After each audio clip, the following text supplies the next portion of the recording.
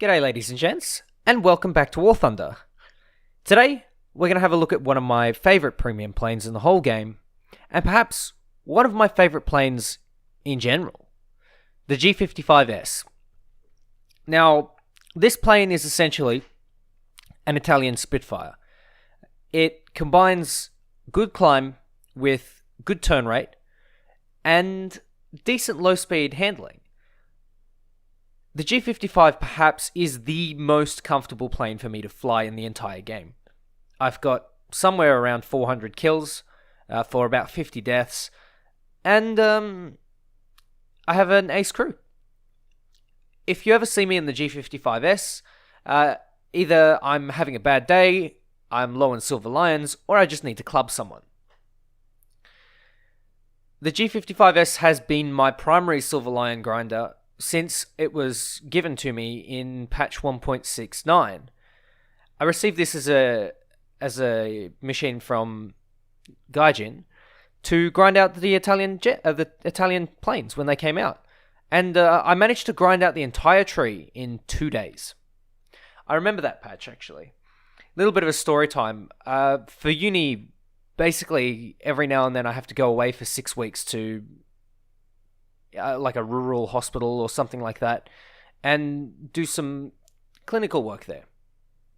Now, at the time, I had a terrible laptop, which I actually still have it, and I take it with me whenever I go away. But this laptop was garbage, but I still managed to somehow make YouTube videos off it. And when the patch rolled around, I was playing on an internet stick, and it was pretty terrible, to be honest. It was a small country town. The internet was very, very crappy. But I went to McDonald's, to download the patch 1.69. I actually got out of my motel, or my cabin, and went across the road to Macca's, sat there for 4 hours, waiting for this patch to download. And G55, 2 days. Whole Italian plane tree. Was it worth it? Hell yeah. The plane itself has received a single nerf since then. It gained something like 25 kilos and an extra 0.4 battle rating, which really didn't hamper it that much. The only issue now is it can see the P-47M, which can hand its ass to it. Thankfully, most P-47M pilots don't really know how to fly, and they're quite easy kills. Now, the way I'm playing this plane is quite simple. Be as aggressive as possible, climb as high as you can, and use those MG151s, because it's got 3 of them, and it's got plenty of ammo to spare. The G55S, I can't remember exactly which DB engine it has, but it has one of the engines in the 109s. And this engine absolutely hauls ass. It is so good on the 109s that it's in. I think it's the G2. It's got such an incredible engine. You just pitch the nose up to about 240 kilometers per hour and just climb all the way to 5k. You can actually outclimb some Spitfires, and you can outclimb P-51s, you can outclimb some P-47s, and you can almost get to the bombers, which is really, really impressive with this plane. It's one of the things that I've always really enjoyed about flying G55s. You can just pull up to altitude without a problem because the airframe is just so light, and it's backed by a really powerful engine. Not only that, the airframe is reasonably streamlined, with the exception of those 2 giant radiators, which make for really, really good cooling. So you can pretty much WEP all day in this thing. Obviously, you need to calm it down a little bit, but for the most part, you can pretty much WEP all day. And it's just a joy. This plane is an absolute joy to fly. You can see even in the cockpit, the plane looks kind of nice. Every little detail of this plane I absolutely adore. Every last detail, from the camouflage to its ability to carry torpedoes. And in fact, around patch day, we had a match that lasted 45 minutes. It was on Norway. We had a climbing bomber. So we had someone go in a C205 and chase down the bomber while the rest of us strapped torpedoes on. and went and sank ships. And I have to say, it was the most therapeutic and the most relaxing match of War Thunder I've ever played. Despite being 45 minutes, and because there was a cap on the reward, we didn't get that much from it, which was disappointing. But, it's something that's left an indelible mark on my memory. Now, our first victim, because this plane is nothing short of predatory, is a P-47 who clearly doesn't see me. The ability of the G55s to just sort of sneak up on things after coming out of a climb is remarkable. And this case is just no exception. I've come out of the clouds, surprised this P-47, and he's just sort of trying. And there I go, spraying away and get a nice fire. I am using stealth belts because I am a tryhard. To be honest, I really just like the ability to sneak up on people. I find that really, really nice. You can just sort of snoop around, if you will, and they'll only notice you when they get hit, which is really nice. And if you're well practiced with MG151s, I highly recommend it. Unless you prefer the raw damage, then you go for the universal belts. But this match, after killing that P-47, he's the highest one up there. This match is pretty much over. It's just clean up now because the enemy is just so low on altitude. They don't have the energy to keep up, and we've all got the altitude advantage. So it's pretty much a cleanup from here, and the G55 is really, really good at cleaning up. Now, I have gone and dropped a bit of altitude to go and help this P-47. Does he deserve it? Not really, because he's just wasted all his energy. But there is a Typhoon, and I will take that easy kill. There is also an F4U4, which has gone into a turn, and I will go for him too. Easy kills, yummy, yummy. Yes, that's right.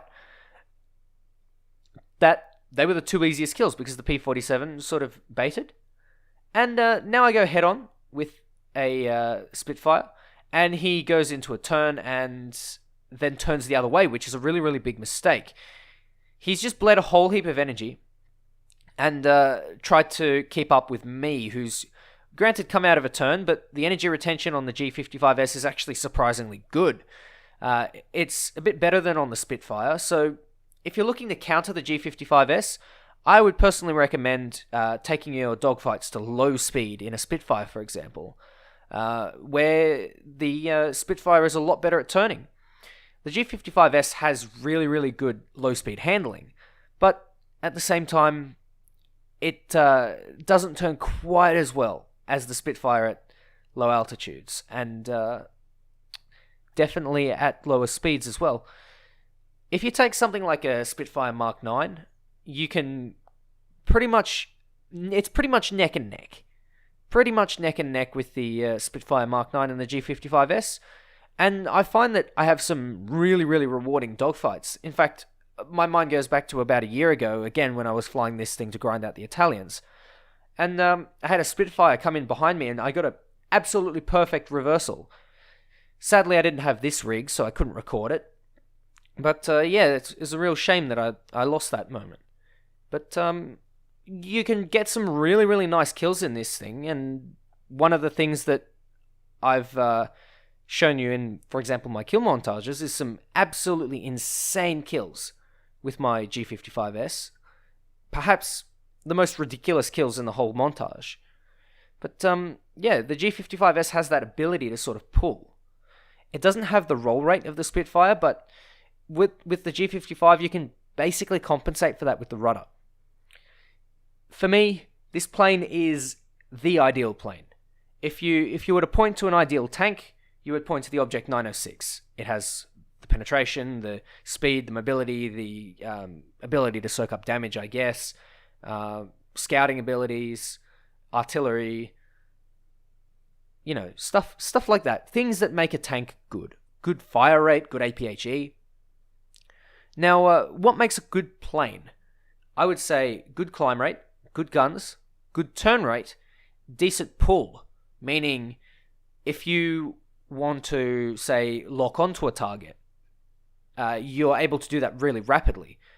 So, for example, a big fat heavy plane like a PBJ doesn't really have good pull because it's only got small control surfaces or a big bulky airframe. But a plane like the G55s is extremely responsive, and you can really, really make some really nice moves in the G55. It's just one of those planes. Another thing I have to stress would make a really, really good plane is guns. Now, the Spitfire is considered one of the best planes in the game, but it lacks armament, meaning the guns that it gets are subpar. Hispanos, whilst being fairly decent in groups of 4, are not so in groups of 2. You really, really can't do anything with Hispanos in War Thunder. I don't know why. They've always been terrible, and that's just the way they are. Whereas with the G55, you have not just one MG151, which on a plane like the BF109 G2, you can really easily make work. You can make that work so easily, and it's just a pleasure to fly. And then you get a situation where you've got not one, but 3 MG151s, and they're all closely packed together. One's in the nose, and 2 are on the wing roots. And so you get some really, really dense firepower, and you can pull off head-ons, you can pull off reversals, you can pull off snapshots. You can do just about anything you want in this plane, and that's what makes it so good. I feel like a bit of a salesman talking about the G55S because it just clicks with me personally. One of those planes that just you fall in love with. It's almost like a woman, I guess. It's one of those things that you just absolutely adore because it just fits. It just fits you, I guess. Your play style, your habits in game, the way that you play, just the little things, just the very little things. And for me, the plane that suits them the most is the G55S. And that's why I have almost 400 air kills in it. I've played at least 300 matches in the G55, I would say. Maybe a little bit less actually. But the G55 is just one of those planes. It just butters my parsnips, if you will. And if you're looking for a plane to get some silver lines before this patch hits, because I know a lot of people are going to be grinding those tanks, and tanks don't really make the silver lions, it's the aircraft that make them. I would recommend picking up this plane, especially considering that some people don't have their Italian line ground out. And in the future, you never know, we may be getting some nice Italian jets, but this patch, we're definitely getting some nice Italian ground attackers. The SM91, I think it is, and the Reggianes. I think the G55S is the perfect plane to grind them out with, because it just combines everything nice with a plane. And I can't stop stressing that. And for the price, I guess it's pretty reasonable. You'll have a lot of fun in this plane, and a lot of people sort of get bored of the Italians because they're too good. But for me, there's nothing quite like taking on a Spitfire or a P-47M or something ridiculous and taking it out with your G55S.